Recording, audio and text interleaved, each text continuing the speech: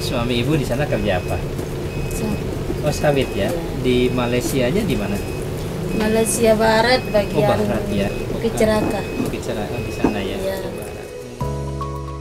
Indonesia menempati peringkat kedua sebagai negara pengirim migran terbesar di kawasan Asia Tenggara setelah Filipina.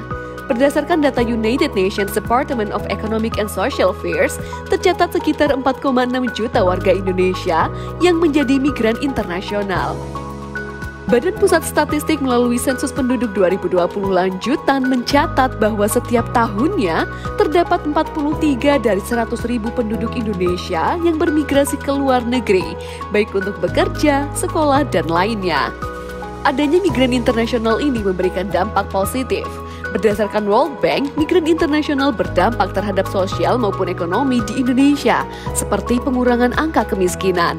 Hal ini terjadi terutama di daerah asal pekerja migran Indonesia. Ini greenhouse yang pembibitan dari Purna PMI yang mengembangkan anggotanya itu anak-anak muda ya, menamakan dirinya petani milenial. Walaupun demikian, migrasi internasional masih menghadapi berbagai tantangan. Berdasarkan data Bareskrim Polri, tindak pidana perdagangan orang paling banyak terjadi pada seseorang yang diberi tawaran menjadi pekerja migran Indonesia, yaitu 595 kasus di tahun 2023. Pemenuhan data berdasarkan prinsip satu data Indonesia serta terstandardisasinya konsep dan definisi yang mengacu pada standar nasional maupun internasional merupakan hal krusial untuk mendukung evidence-based policy. Migrasi internasional memiliki dampak signifikan dalam upaya pengentasan kemiskinan dan memacu pertumbuhan ekonomi, baik di tingkat regional maupun nasional. Membangun satu data migrasi internasional melalui kolaborasi sistem adalah salah satu prioritas dari Badan Pusat Statistik untuk mendukung perwujudan satu data Indonesia, di mana satu data migrasi internasional memang bertujuan untuk mengintegrasikan data migrasi internasional dari berbagai sumber demi perencanaan kebijakan yang lebih baik. Beberapa sasaran telah berhasil dicapai dalam membangun SDMI dalam jangka pendek ini, yaitu pertama, koordinasi dengan 6 kelompok stakeholders, diantaranya Kementerian Lembaga, Dewan Perwakilan Rakyat, lembaga internasional, perwakilan pemerintah Republik Indonesia di luar negeri, pemerintah daerah, serta akademisi. Kedua, penyusunan policy brief bersama Badan Riset dan Inovasi Nasional.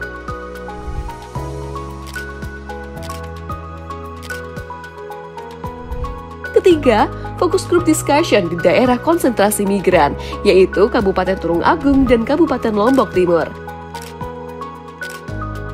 Keempat, penyusunan modul SDMI bersama International Labour Organization. Kelima, pembangunan portal SDMI melalui Indonesia Data Hub.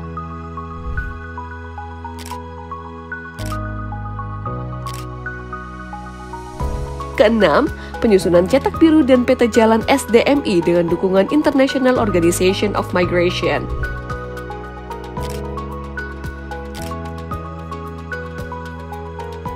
Selain itu, penyusunan rancangan regulasi tata kelola SDMI yang semula ditargetkan di jangka menengah juga berhasil berprogres di jangka pendek.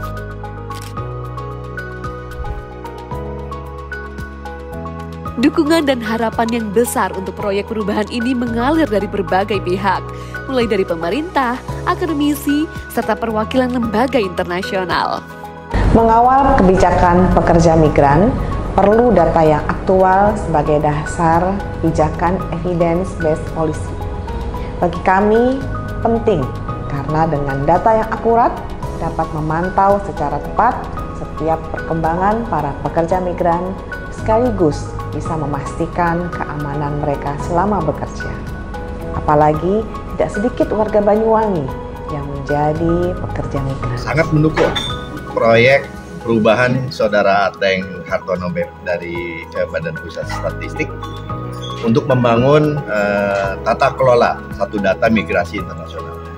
Ini satu hal yang menurut saya perlu kita backup kuat karena ini menjadi penting perkembangan statistik Indonesia ke depan. Diharapkan dengan adanya tata kelola data migrasi internasional ini dapat meningkatkan perlindungan pekerja migran Indonesia serta menjamin hak-hak migran. Tenaga kerja kita yang bekerja di luar negeri perlu perlindungan yang lebih baik. Oleh karenanya, pengelolaan data yang terpadu tentang migrasi internasional menjadi sebuah keharusan yang tidak terelakkan. We support the initiative from Mr. Ateng Hartono of BPS to create the SDMI system. As a GCM global champion, Indonesia is showing by example how data can inform whole of government evidence-based. Pertama, saya menyambut baik prakarsa ini karena bagi kami justru hal-hal seperti ini penting untuk kita koordinasikan ya. Kami menyadari bahwa selama ini koordinasi tentang pendataan itu sangat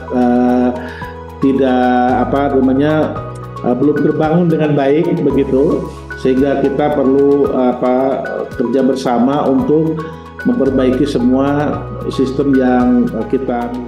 Pada akhirnya, sejumlah capaian dan dukungan dari stakeholder akan bermuara pada terwujudnya satu data migrasi internasional yang terstandarisasi dan berkualitas sebagai dasar penyusunan kebijakan pembangunan menuju Indonesia Emas 2045.